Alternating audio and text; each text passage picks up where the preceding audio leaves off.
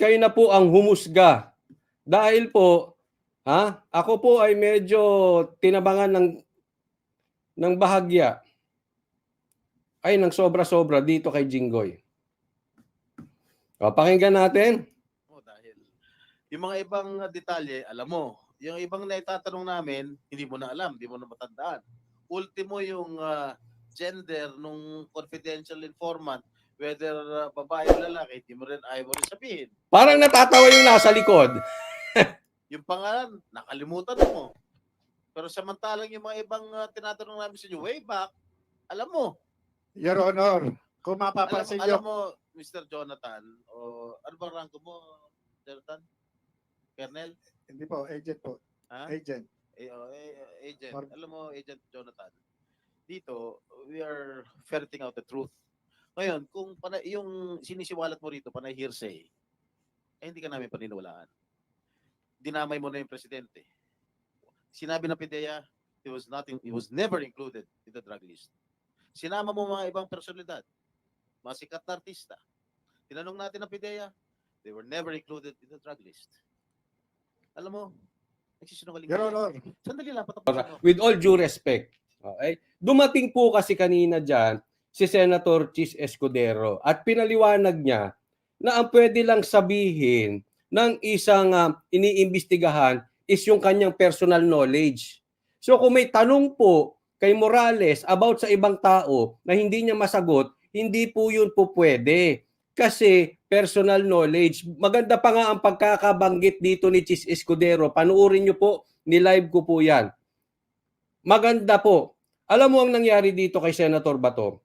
Ay Senator Jinggoy. Pasensya na po and this is my opinion. At yan din po ang sinasabi kanina nung naka-live ako. Marami pong komentaryong ganyan, marami nagme-mensahe na kayo po daw ay Senator Jinggoy. Kayo po ay naging bias. Nag-asta kayong abogado ni Marcos at ng PIDEA.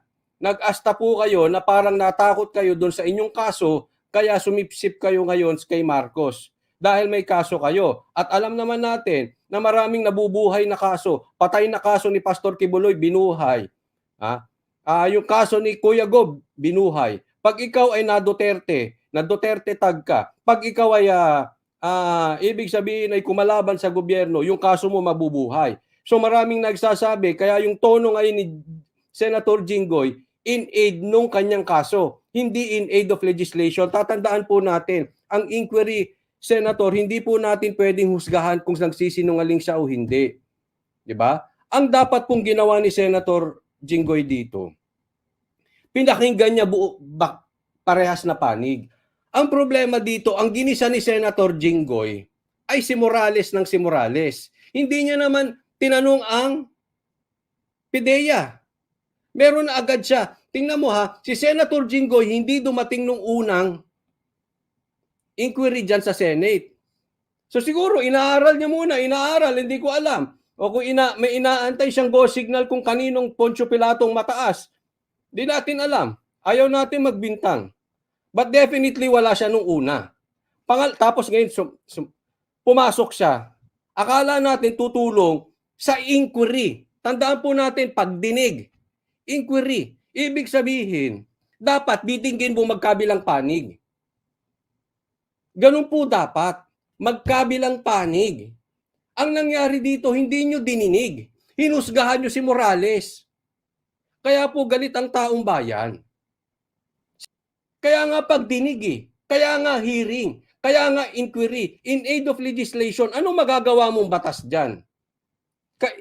Ito, tanong ko lang kay Senator. Yung asta ba niya ay gusto niyang malaman ng katotohanan?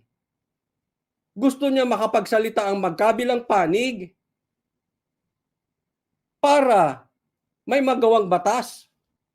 Pero sana naging patas, kung magtatanong ka, tanungin mo parehas. Huwag po tayong gumaya dun sa ibang sekretary, nagsisimula pa lang ang kaso, case closed na. Kaya po nagagalit ang taong bayan sa mga ganyang klase ngayon. Bakit kanyo? Halatang halata. Ito hindi ko sa pinagtatanggol si Senator Bato. At least si Senator Bato, pag ginisa niya si Morales, binanatan din niya yung PIDEA. Nung sinabing, totoo to, I certified totoo tong document na to, sinasabi mo bang sinungaling ako? Binanatan niya rin. Yes, maraming magagalit sa kanyang DDS kasi hindi pantay yung expectation nila bilang a Duterte follower. Ito si Senator Bato, nakukulangan sila. But definitely, pati pulahan galit sa kanya. Why? Kasi parehas niyang ginisa. Parehas niya. I may disagree with Senator Bato. Sa katotohanan, nakukulangan ako sa kanya. Sa kanyang pag-iimbestiga, nakukulangan ako. Okay? That is my personal opinion. Pero hindi ko masasabi ngayon, this time, na mali si Senator Bato. Naiintindihan na natin. Yes, for me, he could do better than that. Dapat ginisa niya. Kasi nga, meron akong panig na talagang gusto kong lumabas yung katotohanan. Ang grabe yung ginawa ni Senator Jinggoy. Nagsasalita pa lang si Senator Bato, pa-intro pa lang, pumasok na siya. Hindi niya talaga papapasukin anything. Kailangan makauna siya dito kay Morales. Sana tinanong mo rin si Maricel. Tinanong mo ba, Pidea? The way na tinanong mo si Morales. Tandaan po natin dito. Papaalala ko lang po dito, wala kayong karapatang manghusga kung sinungaling o hindi, may kasalanan o hindi. This is in aid of legislation. Merong dapat magawang batas. Anong magagawang batas dyan sa pagtatanong mo? Una, sa tingin ko, kung meron dapat magawang batas, kaya tayo nagkakaproblema dito dahil merong takot magpa-drug test. Yan ang dapat magawa. Yang batas na yan, kung meron tayo dapat mapiga rito, makagawa ng batas in aid of legislation, makagawa ng batas na drug test para doon sa mga national candidate, national electorate, yung mga tatakbo, president, vice president at senators, and the secretaries. Pangalawa, dapat ito tinitingnan dito kasi tinitingnan dito paano nag-leak yung document. Yun ang naging issue. Dapat tingnan din ito sa isang panig na pag mataas ka, nahaharang yung raid. Pag mataas ka at ni-raid mo ang isang mataas, matatanggal ka. Dapat inimbestigahan yun dito eh. Kasi obviously, ang panig ni Morales, okay, hindi ko tinasabing tama si Morales, hindi ko rin sinasabing mali si Morales. Pero dapat pinakinggan natin. Kaya nga in aid of legislation, gagawa tayo ng batas. Ano bang pwede nating mapiga rito para makagawa tayo ng batas? Kung talagang nakikinig kayo, kung talagang nagtatanong kayo ng katotohanan, ang talagang batas dito dapat maiwasan na ang palakasan. Pag pwede mong i-raid yung mga maliliit, mga dyaryo bote, mga tindero, mga nagpi-fishball, dapat pwede mo ring raidin ng mayor, pwede mo ring raidin ng senador, pwede mo ring raidin ng presidente. Yan ang naging problema. Pag pinanood nyo, doon naging problema. Sinasabi nga, teka muna, bakit pinahinto siya? Ipinaparade, pinahinto siya. Tapos ang gustong raidin yung tigpipiso. Yun yung binanggit niya eh. Ibig sabihin yung mga small time. Tigpipiso ang gustong raidin. Ano ibig sabihin? Dead end. Dead end po yun. Kasi pag ni-raid mo na yun, tapos ka na yun na yun. Hindi ka na daw pwedeng makialam. So sa madaling salita, na-raid mo yun. Eh yung mga malalaki, wala na. So, ganun ang binigay na assignment dito kay Morales. Diyan ka na lang. Ha? Eto mga bilyonaryo, amin to. Hoy, Morales, diyan ka sa tagpipiso. Magtiis ka dyan. Masyado kang bida-bida. Eto po nagiging problema sa bansang Pilipinas. Pag gumagawa ka ng tama, galit ang maraming tao sa'yo.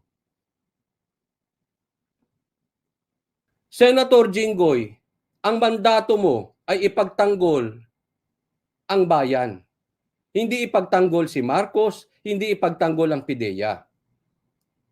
Hayaan mo ang taong bayan maghusga kung sinungaling si Morales o hindi. Kung maaari pa, idemanda nyo si Morales at hayaan nyo ang korte mag-decide kung nagsasabi ng totoo si Morales o hindi. Babalikan natin. You can do better than that, Jinggoy. Pasensya na po, that is my opinion. At habang nanunood ako kanina, nakatutok po ako, nanunood ako.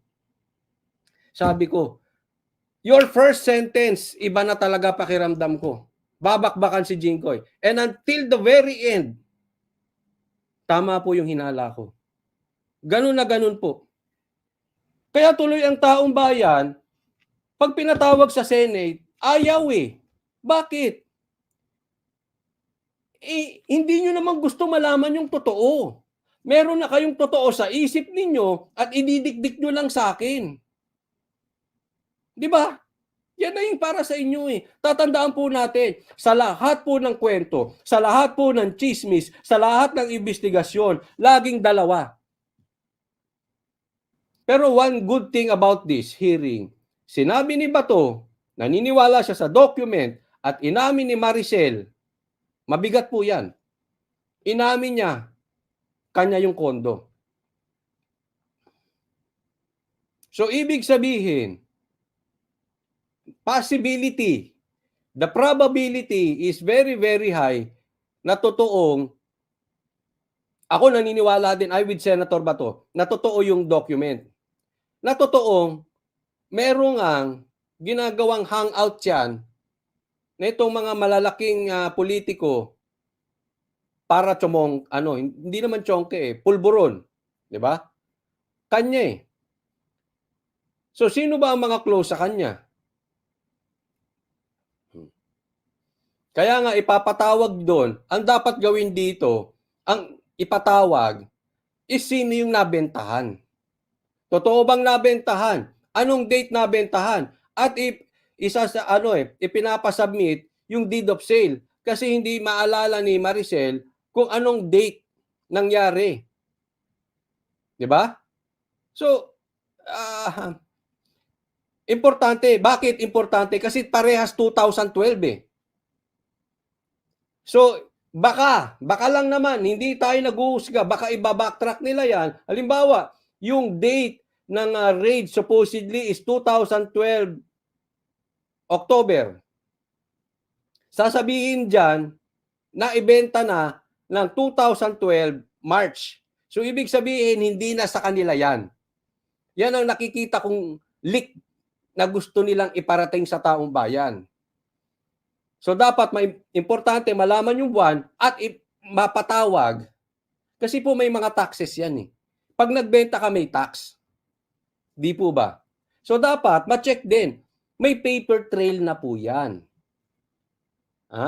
May deed of sale yan, may kopya ang gobyerno. May tax yan, may kopya ang gobyerno.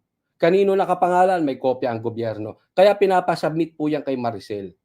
Malalaman natin kung talagang 2012. Ngayon, hindi po, again, tayo nagbibintang sa administrasyon. Matatandaan natin sila nakaupo.